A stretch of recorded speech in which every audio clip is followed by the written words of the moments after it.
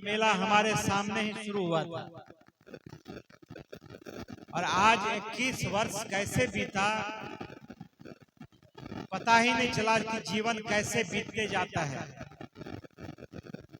मेला बहुत जगह लगता है। आप शांत हो जाएंगे तो 5 मिनट का तो बात है, फिर आप आनंद लीजिएगा। लेकिन इस गांव का सबसे मैंने कहा कि मेला कई जगह लगता है, हर गांव में कोई न कोई मेला लगता है। मेला का मतलब यही है उत्सव।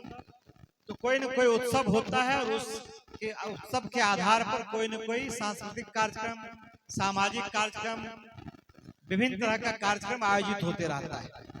लेकिन अरसी गांव में जो मेला लगता है, इतना अनुशासित मेला कहीं दूसरे गांव में आपको जल्दी नहीं मिलेगा।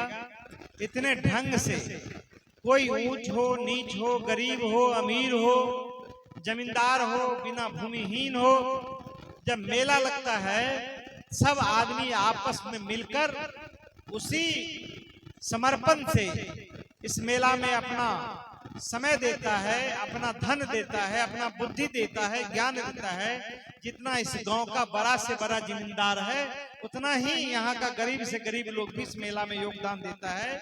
और यही कारण है कि एक गांव में जो मेला लगता है उसमें समरसता का भाव रहता है, उसमें स्नेह रहता है, प्रेम रहता है और आपस में लोग मिलजुल कर रहते हैं। पता ही नहीं चलेगा कि भाई इतना कोऑर्डिनेशन अच्छा होके इतना सफल कार्यक्रम हो जाता है बगैर विघ्न बाधा का। मैं भूरी भूरी प्रशंसा करता हूं और मैं धन्यवाद देता हूं कि आपका जो धैर्य है, खासकर आयोजक भाइयों का, वह काबिले तारीफ है। भगवान सरस्वती माता आपका ये धैर्य बनाए रखे भविष्य में, जिससे निर्वाध गति से ये मेला चलता रहे। सरस्वती पूजा का मेला जब आप देखेंगे तो बहुत कम जगह लगता है, लेकिन सरस्वती पूजा का मेला जहां भी लगता है आप देखेंगे उस बस्ती में बड़ी तरक्की हुई है, उस बस्ती का बड़ी विकास हुआ है। वैसे भी सरस्वती ज्ञान, कला, संगीत के लिए ही उसको पूजा जाता है। एक सनातन धर्म में पौराणिक है कि भाई सरस्वती कैसे आई। जब ब्रह्मा जी ने सृष्टि का रचना किया और सृष्टि जब धरती पर जीवन आया तो उनको लगा कोई न कोई कमी है, एक मान्यता है। तो उन्होंने अपने जल को छीटा तो उससे माँ सरस्वती पैदा लगा कि कोई कमी है। तो माँ सरस्वती जब आई, जो ज्ञान की देवी है, जो बुद्धि की देवी है,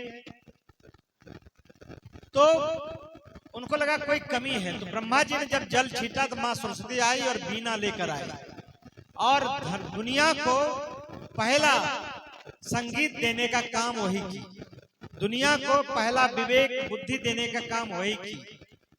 और मैं आपको बताना चाहता हूं कि जिस पर भगवान माँ सरस्वती का कृपा हो जाए, उस आदमी को दुनिया में कोई परेशानी नहीं हो सकता है। इसलिए कहा कि ज्ञान की देवी है। और ज्ञान क्या है? ज्ञान सिर्फ पढ़ने से नहीं हो सकता है। ज्ञान तब सफल होगा जब हम उसको शेयर करें, साझा करें। हम ज्ञान पूरा प्राप्त कर लिए और उस ज्ञान को अपने अंदर रखें तो वह ज्ञान पूर्ण नहीं हो सकता है। उस ज्ञान को हम दूसरे में प्रवाहित करें तभी वो ज्ञान सफल होता है। तो माँ सरस्वती हमको ज्ञान देती है, बुद्धि देती है, बल देती है। सिर्फ उतना ही नहीं देती है, वो धन धान भी देती है, वो सुख शांति भी देती है, वो समृद्धि भी देती है। और जब समृद्धि देती है तो समाज का सर्वांगीण विकास होता है। हम कामना करते हैं अरसी गांव में इसी तरह माँ सरस्वती का कृपा बना रहे और इस गांव में एक से एक व्यक्ति पैदा लिया है और वो बड़े से बड़े पद पे गया है। कुलपति रहा है, डिप्टी कलेक्टर हुआ है, बड़े पैमाने पर शिक्षक रहा है, बड़े पैमाने पर यहाँ के लोग विभिन्न क्षेत्र में काम करते हैं। जब मेला समिति बना था तो मुझे लगता है मेला समिति का पहला अध्यक्ष आदरणीय ब्रजकिशोर सिंह जी उर्फ लाल बाबू थे। बहुत ही समाजवादी, बड़े समाजवादी नेता। भले वो एमपी एमएलए नहीं बने, लेकिन किसी एमपी एमएलए उनके सामने बहुत तुच्छ था, बहुत छोटा था। उनके पैर के धूली के बराबर भी कोई एमएलए एमपी नहीं हो सकता था। उतना बड़ा शख्सियत वो लाल बाबू थे, वो ब्रजकिशोर बाबू थे, और उन्होंने ये मेला को शुरू किया था। और आप सोचिए कि बड़े घर में पैदा लेकर भी उन्होंने हमेशा गरीब गुरुआ का, समाजवादी, समतावादी, बराबरी का लड़ाई हमेशा लड़ता रहा और कभी कांग्रेस में नहीं रहा। कांग्रेस के लोग बोलता था कि मैं बड़े आदमी का है। सब दिन उन्होंने समाजवादी आंदोलन में ही समाजवादियों के साथ रहा। ये उनका चिन्ह, ये उनका पहचान था। तो मैं इस मंच के माध्यम से, और हमसे कैसा संबंध था वो मेरे लिए शब्द नहीं है। मैं एक बात जरूर ईमानदारी से कहता हूँ, मैं एक बार कहा था कि पुस्तकालय उनके नाम पर बनाऊंगा, जो मैं नहीं बना सका। पैसा भी दिया, लेकिन जब मैं हट गया तो उसके बाद जो दूसरे लोग आए तो वो नहीं हो पाया। 5 लाख रुपया भी मैं दिया था। लेकिन मैं कहता हूँ कि मेरे जीवन में जब भी मौका लगेगा तो उस आदमी को श्रद्धांजलि देने के लिए एक काम जरूर करूंगा। ये तय मानिए कि यदि जो आदमी चाहता है वो काम पूरा होता है। दुनिया में ये तय है कि आप जन्म कहाँ लेते हैं, किस माँ के गोद में, किस जाति के में जन्म लेंगे, ये किसी को मालूम नहीं है। ये सिर्फ नियति को मालूम है कि आपका जन्म कहाँ होगा। लेकिन आप कहाँ तक जाएंगे वो आपका पुरुषार्थ तय करेगा, वो आपका व्यक्तित्व तय करेगा कि आप में कितना समर्पण है, कितना आप में डेडिकेशन है कि जो आप प्राप्त करना चाहते हैं वहां आप जा सकते हैं। नहीं तो हमारे जैसा साधारण आदमी, हम तो बहुत पढ़े लिखे भी नहीं हैं और बड़े घर में पैदा भी नहीं लिए, मिडिल क्लास घर में पैदा लिए, एक साधारण शिक्षक का लड़का है। और जिस क्षेत्र से, जहां से आपने चुना और जितना असीम प्यार आज भी आप देते हैं, हम वैसे क्षेत्र से जीते जहां हमारे जाति की संख्या सबसे कम थी। मां सरस्वती के मंच पर हूं। मैं 5 साल तक इस क्षेत्र का प्रतिनिधित्व किया। मेरे दामन में दाग नहीं लगा, और कागज के जो काला कोठरी से निकलता है तब भी मेरे पर दाग नहीं लगा। और यही कारण है, मां सरस्वती का कृपा है कि हम बौद्धिक रूप से हो या चारित्रिक रूप से हो या फिर मॉरल तरीके से हो, मैं कभी झुका नहीं।